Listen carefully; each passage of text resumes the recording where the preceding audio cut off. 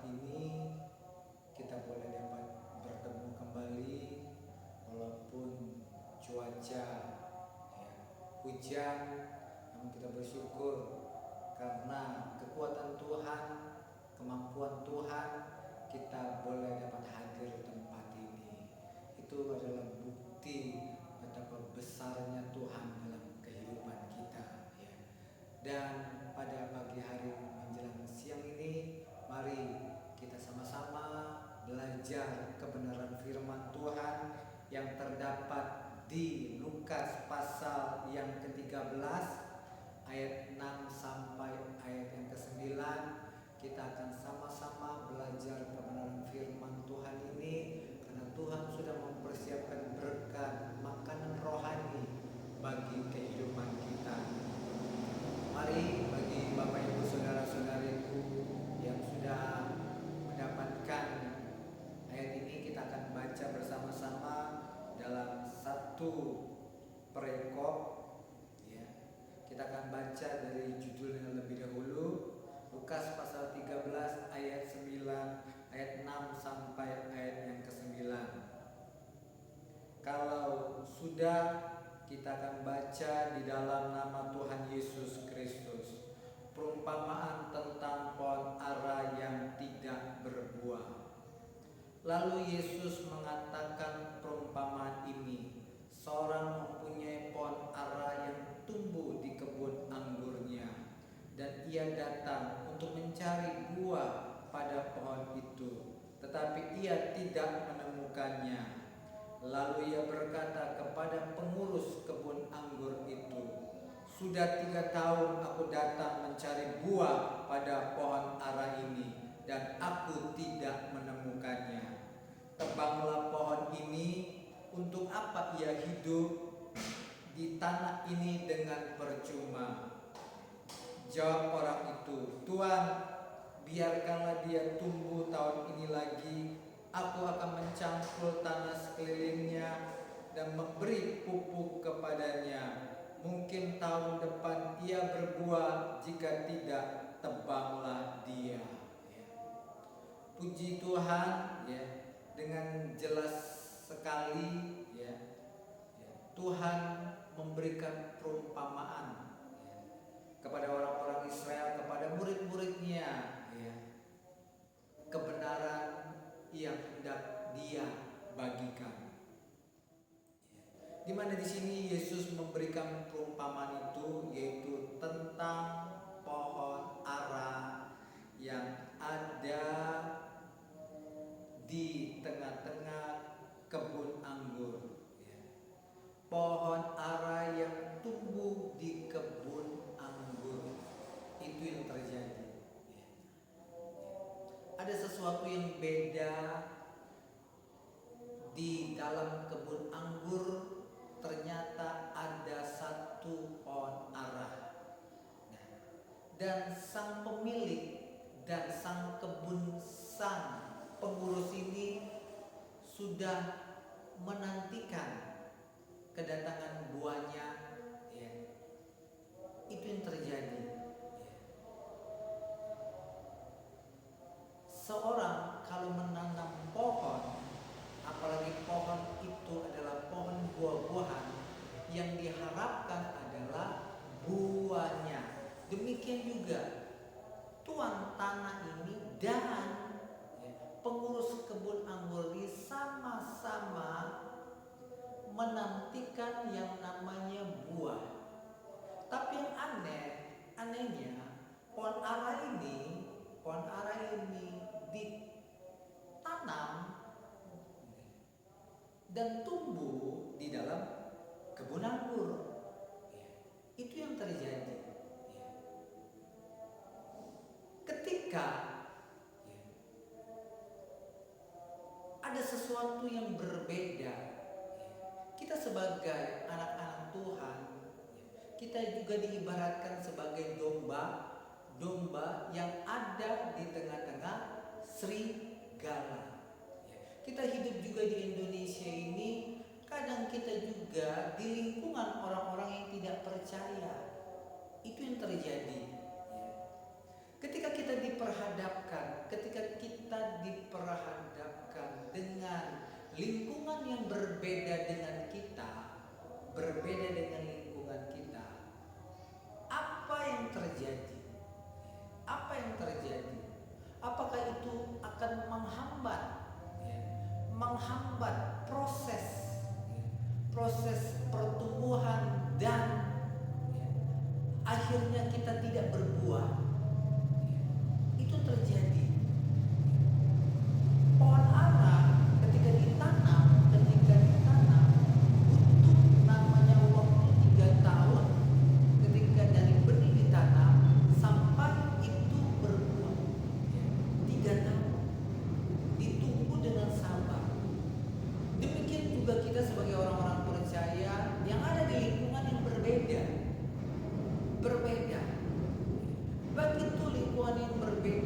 yaitu lingkungan yang berbeda keyakinan, berbeda kepercayaan, baik lingkungan itu memiliki banyak masalah.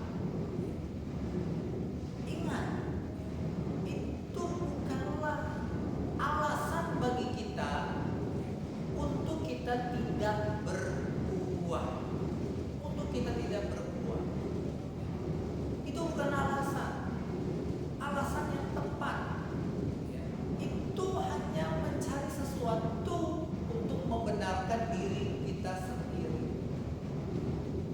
Kadang ketika kita memiliki lingkungan yang tidak sesuai dengan kebenaran firman Tuhan, kadang kita juga ikut terpengaruh dengan lingkungan ini.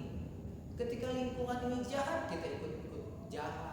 Ketika lingkungan ini bermasalah, kita ikut kecewa. Ya, sama seperti yang dialami oleh Adam dan Hawa.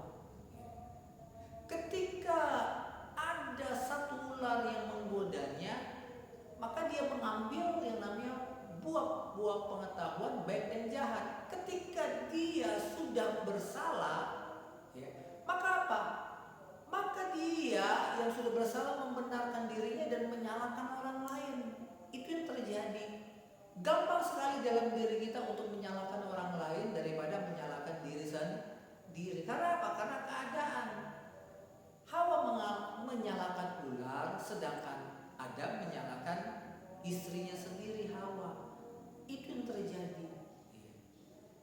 Itulah yang terjadi ketika keadaan tidak sesuai dengan harapan kita, tidak sesuai dengan harapan kita.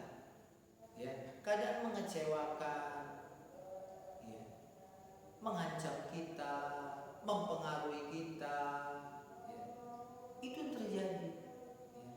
Ingat bahwa yang kedua adalah tumbuh di kebun anggur. Ya.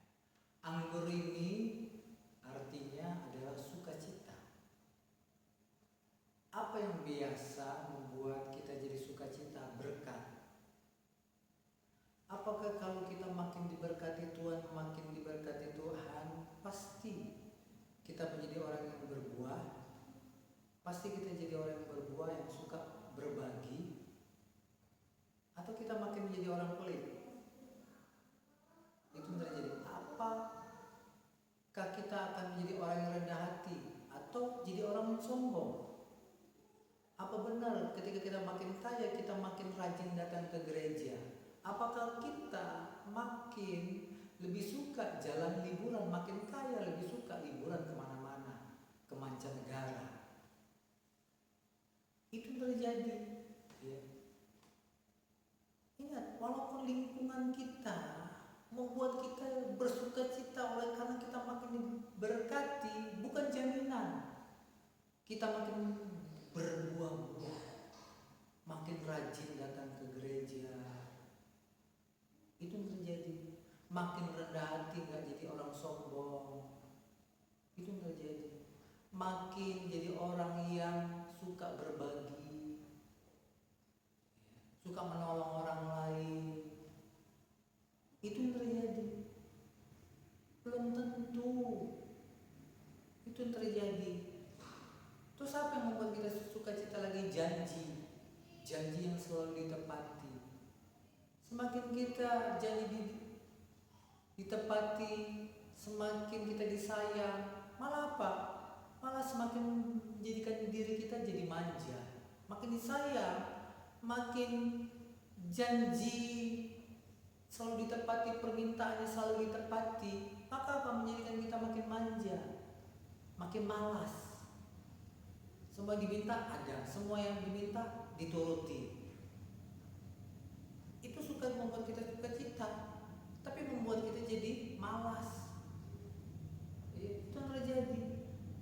Itu bukan buah yang baik. Malas itu rajin.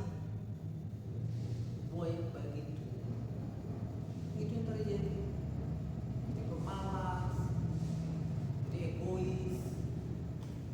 Itu yang terjadi. Taunya ada. Itu sukacita dunia.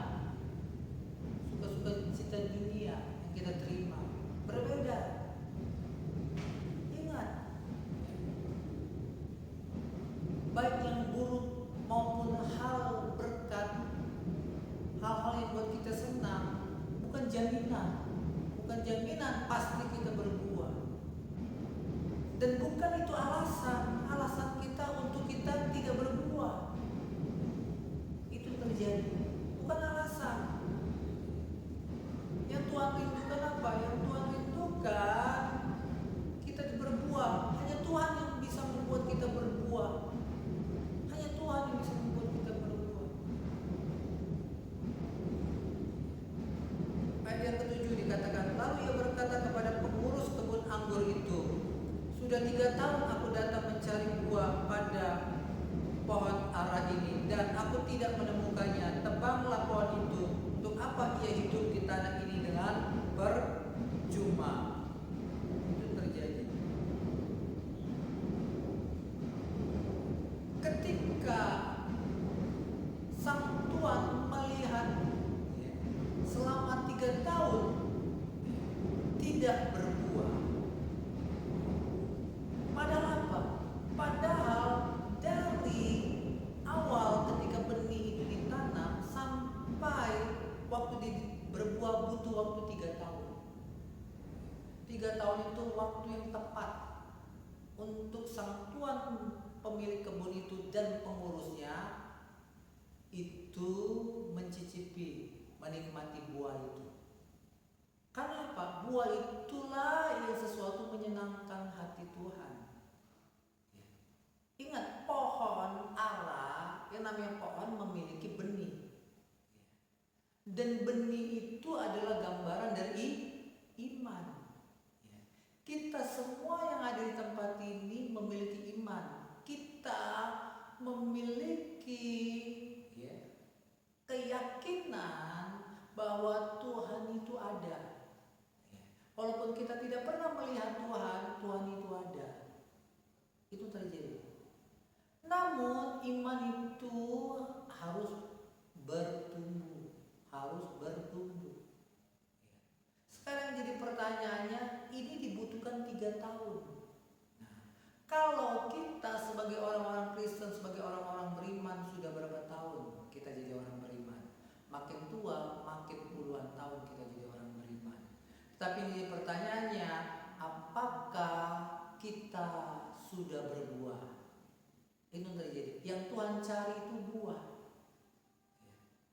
Kenapa? Karena fokus iman itu menyenangkan hati Tuhan. Berarti fokusnya iman menyenangkan hati Tuhan. Menyenangkan hati Tuhan dengan cara apa? Berbuah. Berbuah itu adalah sesuatu yang menyenangkan hati Tuhan. Itu yang terjadi. Apa yang terjadi? Selama puluhan tahun kita jadi orang beriman, kalau kita tidak berbuah, selama kita hidup dalam dunia ini, kita fokusnya tidak berbuah, jangan menyesal. Suatu saat Tuhan akan berkata, Tuhan akan berkata, potonglah. Sudah waktunya dia hidup dalam dunia ini. Dipotong kita. Habis sudah dipotong, kemana kita hidup kita? Dicampakkan ke dalam api neraka. Itu terjadi. Keras. Firman Tuhan ini keras untuk kita semuanya.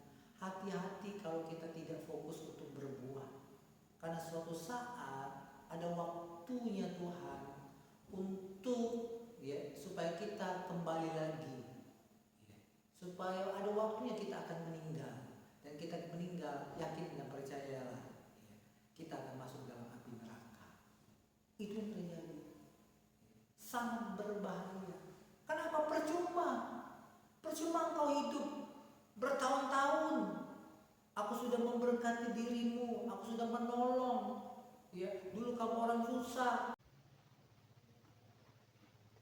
Hati-hati, jangan puas sekedar jadi orang percaya atau sekedar jadi orang beriman tanpa ada namanya buah. Ingat, itu bagi Tuhan percuma. Engkau hidup di tanah ini, percuma bertahun-tahun aku memberkati dirimu. Engkau dulu susah, aku berkati makin kaya. Bertahun-tahun aku sudah menolongmu. Dulu engkau lemah, ku kuatkan. Dulu engkau susah, ku hiburkan. Itu yang terjadi. Sehingga ada lagu yang dinyanyikan. Berkali-kali kau menolong, berkali-kali kau kuatkan. Ingat, jangan sampai berkali-kali bertahun-tahun Tuhan menolong itu jadi percuma. Percuma kata Tuhan. Aku sudah berusaha, namun hasilnya tidak ada. Namun hasilnya tidak ada buahnya. Karena buah itu yang disenangi Tuhan. Iman itu fokusnya menyenangkan Tuhan, alias iman itu fokusnya menyenangkan hati Tuhan, alias fokus itu adalah berbuah. Itu yang terjadi. Jangan sampai ada kata terlambat dalam hidup kita. Ya. Jangan percuma, akhirnya apa? Ditebang. Jangan sampai bertahun-tahun Tuhan sudah kasih kesempatan, akhirnya ada kesempatan itu akan berakhir. Suatu saat kesempatan itu berakhir. Suatu saat pohon itu ditebang, alias pohon itu akan mati. Suatu saat kita akan meninggal, dan kita meninggal tidak didapati buah. Maka apa yang terjadi? Pohon itu yang sudah ditebang mati akan dibakar. Kita akan meninggal, akan dimasukkan dalam neraka. Hati-hati, ini peringatan keras. Ya, waspada bagi kita. Jangan sepele.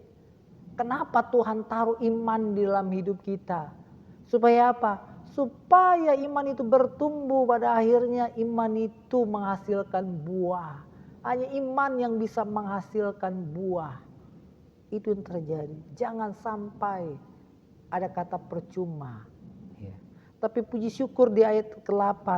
Walaupun Tuhan itu harus menebangnya, maka jawab ya kebun anggur itu, pengurus kebun anggur itu jawab orang itu, Tuhan biarkanlah dia tumbuh tahun ini lagi. Aku akan mencangkul tanah sekelilingnya dan memberi pupuk kepadanya. Itu ya. Seharusnya Bapa dan Yesus ya harus menebang kita. Percuma. Namun apa? Pengurus itu yang selalu setiap hari mengurus pohon ini. Selalu menanti dengan sabar. Siapakah itu sosok pengurus itu? Sosok seorang pengurus itu adalah Roh Kudus. Yang ada dalam diri kita, selalu sabar setiap hari atas kelakuan kita. Itu yang terjadi. Dia begitu sabar dalam hidup kita. Ya. Maka apa yang akan dikerjakan Roh Kudus supaya kita bisa berbuah? Yaitu pertama kali yang dikerjakannya adalah mencangkul tanah itu. Apa manfaat mencangkul? Supaya tanah yang keras tadi dicangkul menjadi tanah yang gembur. Ya. Itu yang pertama kali. Ya. Supaya apa? Tanah hati kita jadi lembut. Karena itu paling penting, ketika tanah hati kita lembut, maka ada yang dilakukan nomor 2. Maka apa? Maka diberikan pupuk. Pupuk itu adalah makanan yang paling terbaik, makanan paling bergizi untuk tanaman. Apakah makanan yang terbaik untuk kita orang percaya? Untuk kita orang beriman adalah kebenaran. Ya. Kebenaran firman Tuhan. Artinya apa? Ya. Ada penyingkapan yang baru, rahasia yang baru, pernyataan yang baru yang akan dinyatakan dalam hidup kita. Sebelum itu kita terima, kita harus terlebih dahulu hati kita diubahkan. Kita harus memiliki hati yang baru. Memiliki hati yang baru. Sehingga apa? Ketika kita nerima firman Tuhan yang baru itu, maka apa? Kita tidak menolaknya. Maka apa? Maka kita akan menerimanya dengan sukacita. Bahkan kita akan taat melakukan apa yang dikatakan oleh Tuhan kita Yesus Kristus. Apa yang dikatakan Roh Kudus, itu yang terjadi. Itu pentingnya. Ya. Ada banyak yang akan disuruh oleh Roh Kudus. Ya. Itu harus ada hati yang baru. Sehingga apa? Kita akan taat kepada Dia. Ketaatan itu adalah buah. Buah. Itu yang terjadi. Jadi apa artinya ini? Apakah artinya ini? Ya. Di ayat 9 dikatakan mungkin tahun depan ia berbuah, jika tidak tebanglah dia. Arti dari perumpamaan ini apa? 3 tahun. pohon itu diberi kesempatan bertumbuh. Artinya apa? Itulah gambaran para muridnya yang 3 tahun mengikuti Yesus jadi muridnya. Itu yang terjadi. Ya, mereka mengikuti berarti ada apa? Ada iman. Iman itu sedang bertumbuh.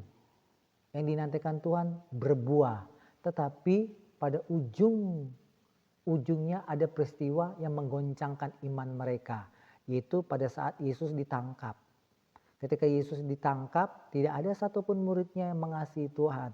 Semuanya jadi pengkhianat. Pura-pura tidak mengenal Tuhan. Bahkan ada satu yang menjual Yesus. Itu yang terjadi. Gagal semua para muridnya.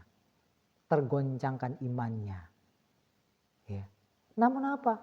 Namun Yesus ya tetap sabar. Tetap sabar. Karena apa?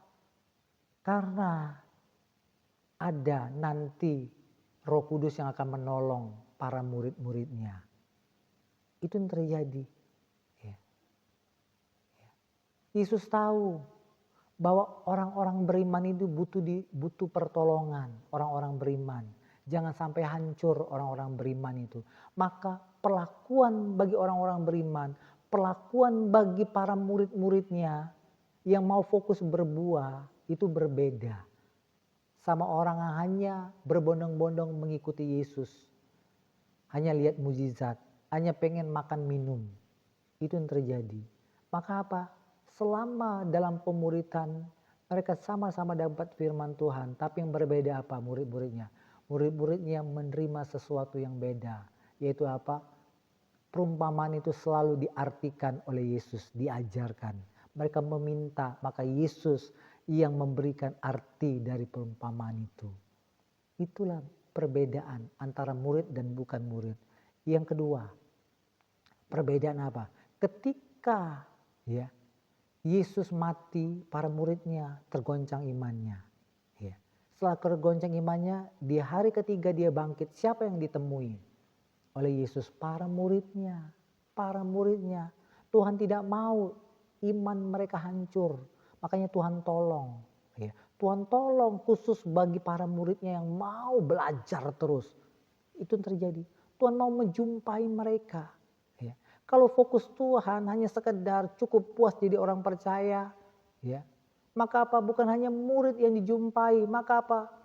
Yesus akan menjumpai Pontius Pilatus, Kayapas, Herodes. Ya, ini pemimpin-pemimpin besar yang mempengaruhi dunia Israel pada waktu itu. Ketika dijumpai melihat Yesus bangkit, mereka percaya dan mereka juga akan membawa umat juga percaya. Namun bukan itu yang dicari Tuhan Yesus. Ya. Yang dicari oleh Tuhan Yesus bagaimana caranya orang-orang ini beriman. Ya. Itu yang terjadi. Karena iman itu adalah dasar dari segala sesuatu yang kita harapkan dan bukti dari segala sesuatu yang tidak kita lihat. Kalau kita lihat dulu baru percaya, itu bukan iman namanya. Ya.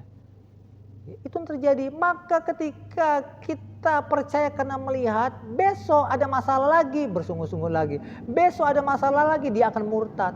Sama seperti pengalaman orang Israel ya di tanah Mesir ketika mereka bebas. 10 kali lihat mukjizat di Mesir, 10 kali lihat mukjizat di padang gurun, 20 kali Allah. Ya. Ada masalah, sungguh-sungguh. Ada masalah, kecewa. Itu yang terjadi. Karena apa? Karena fokus mereka bukan iman, fokus mereka melihat, membuktikan. Itu yang terjadi. Membuktikan dengan mata. Sangat berbeda. Itu bukan yang Tuhan mau. Makanya ya dia cari murid-muridnya. Ketika dia cari murid-muridnya, maka murid-muridnya bisa ditolong.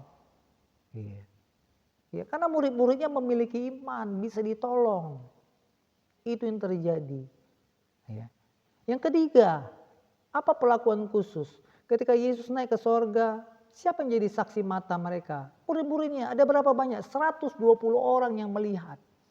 Yang melihat Tuhan Yesus naik ke sorga, ditemani oleh malaikat di sorga. Padahal gampang bagi Yesus. Cukup suruh murid-muridnya bawa sebanyak-banyaknya orang Israel. Supaya mereka melihat bahwa selama ini dugaan mereka salah. bahwa akulah satu-satunya Tuhan. Lihat, aku bisa naik ke sorga bersama dengan malaikat. Itu terjadi. Kalau Yesus menunjukkan itu, bukan iman yang didapat, bukan iman. Iman itu dapat dari mendengar firman Tuhan, bukan ngelihat buktinya dulu. Cukup mendengar, ya. Karena perkataan Tuhan itu berkuasa, ya. Berkuasa mengubahkan kita, menjadikan perkataan itu iman dalam hidup kita, ya. Dan membuat iman kita bertumbuh dan akhirnya apa? Ya, fokus iman itu akan pasti menghasilkan buah. Ketika kita tetap setia jadi muridnya Tuhan, tidak bimbang, itu yang terjadi. Ya. Ya. Makanya Tuhan sangat-sangat ya, tertarik menolong murid-muridnya. Karena apa? Karena masalah yang terbesar melanda mereka adalah mereka satu takut mati. Kalau mereka mengakui dia gurunya, mereka juga akan mati. Yang kedua, mereka sedang putus asa karena apa? Orang yang sangat diharapkan untuk masa depan mereka meninggal. Berarti semuanya tidak ada lagi artinya. Orang yang mati sudah selesai. Makanya Yesus harus menampakkan diri kepadanya. Belum selesai semuanya. Ini baru awal. Perjalanan hidupmu baru awal. Untuk engkau jadi lebih sukses lagi di dalam Tuhan. Itu yang terjadi. Ya. Makanya penting sekali. Itu namanya pemuritan. Itu yang terjadi. Penting sekali yang namanya pemuritan di dalam Tuhan. Karena apa? Ketika itu terjadi, ya, apa perlakuan yang keempat yang mereka terima dari Yesus? Apa? Yaitu pesan Yesus yang terakhir kali, jangan pernah tinggalkan Yerusalem, nantikan janji Bapa, karena kamu akan diperlengkapi, kamu akan menerima kuasa, kamu akan dipenuhkan, dan ketika di hari ke-10 mereka dipenuhkan, maka apa? Hati mereka diubahkan. Diubahkan jadi hati yang baru. Ketika hati mereka diubahkan jadi hal yang baru, maka apapun yang disuruh oleh Roh Kudus mereka taat. Mereka dengar-dengaran. Ketika Roh Kudus suruh menyampaikan khotbah pertama kali untuk Petrus, maka apa yang terjadi? 3.000 jiwa orang bertobat. Itu yang terjadi. Ya.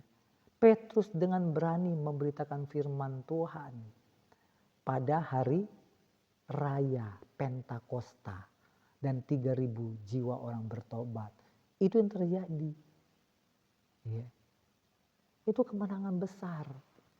Oleh karena hati mereka diubahkan, hati diubahkan, disuruh Roh Kudus akan taat. Taat dan taat. Itu yang terjadi. Ya. Mereka diubahkan. Ya. 3 tahun mereka mengalami kemerosotan, jatuh bangun, dan di terakhir mereka semuanya tergoncangkan imannya, dan tidak cukup, tidak butuh waktu 1 tahun mereka berbuah. Itu karya Roh Kudus yang mengubahkan para murid-muridnya. Itu. Maka pesan Yesus di dalam Matius pasal 28 ayat 19 dikatakan apa? Karena itu pergilah, jadikanlah semua bangsa muridku dan baptislah mereka dalam nama Bapa dan Anak dan Roh Kudus. Nah, itu pesan Yesus yang terakhir bagi muridnya. Penting sekali untuk kita jadi murid. Ya. Murid itu artinya dia sadar. Dia ini orang yang sedang bermasalah. Yang butuh diperbaiki. Ya. Dia ini orang bodoh yang perlu diajar. Itu yang terjadi. Ya. Dia butuh guru yang mengajar dia supaya dia jadi orang yang bisa lebih baik lagi daripada hari-hari sebelumnya.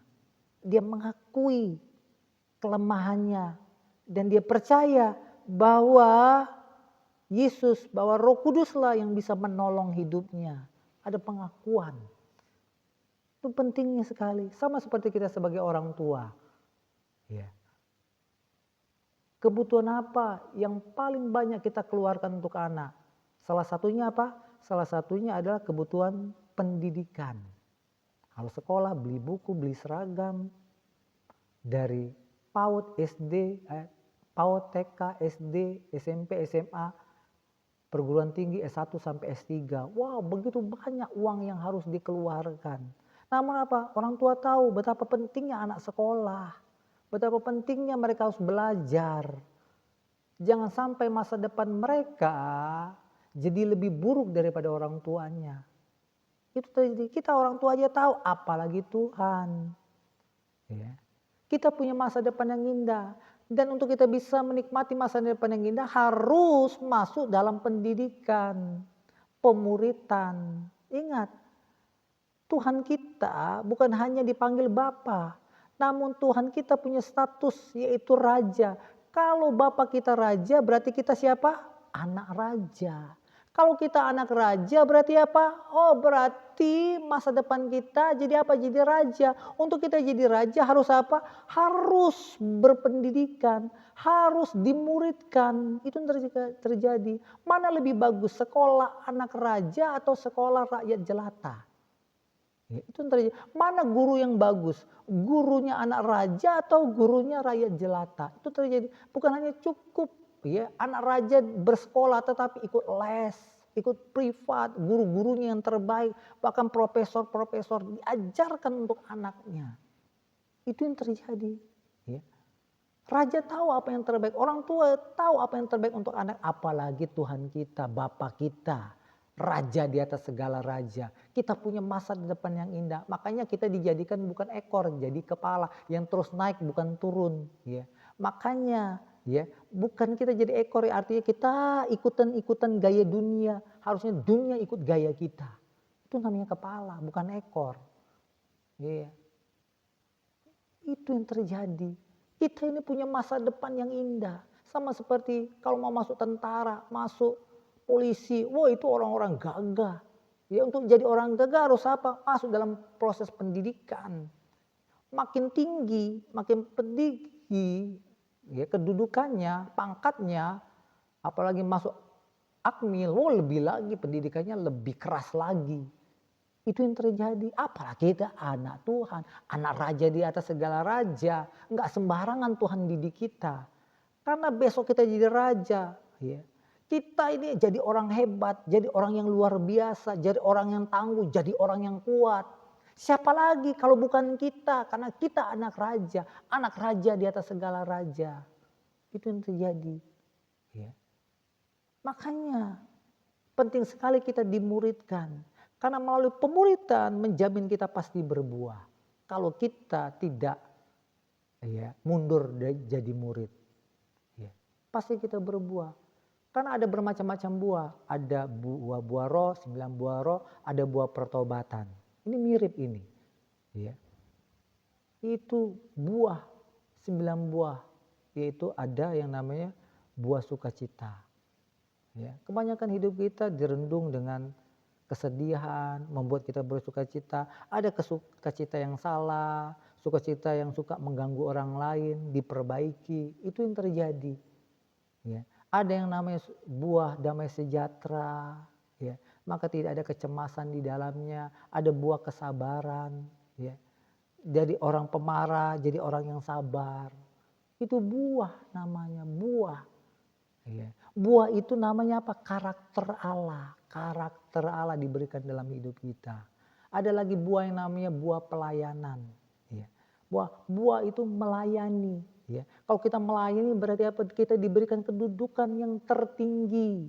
Kalau mau jadi terbesar harus melayani. Orang yang melayani itu harus punya karakter yang luar biasa. Karakter yang sabar. Karakter yang harus menguasai diri. Karakter yang penuh dengan kasih. Itu yang terjadi. Ya. Itu pentingnya buah dalam hidup kita. Dan tujuan buah itu apa? Supaya kita bisa jadi teladan. Jadi teladan. Itu yang terjadi. Kita baca dalam 1 Timotius 4 ayat 12. Janganlah seorang pun menganggap engkau rendah karena engkau muda. Jadilah teladan bagi orang-orang percaya dalam perkataanmu, dalam tingkah lakumu, dalam kasihmu, dalam kesetiaanmu, dalam kesucianmu. Itu yang terjadi. Pertama kali jadi teladan dalam perkataan. Perkataan itu lemah lembut. Itu yang terjadi. Bilang sama orang dengan lemah lembut. Ya.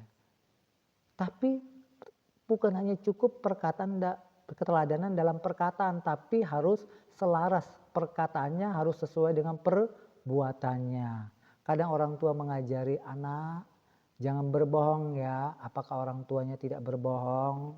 Anak kalau janji harus dapati. Apakah benar orang tua tidak pernah ingkar janji? Jangan marah ya. Apakah benar suami tidak marah terhadap istri, istri tidak marah terhadap suami? Itu yang terjadi. Harus sejalan. Ya.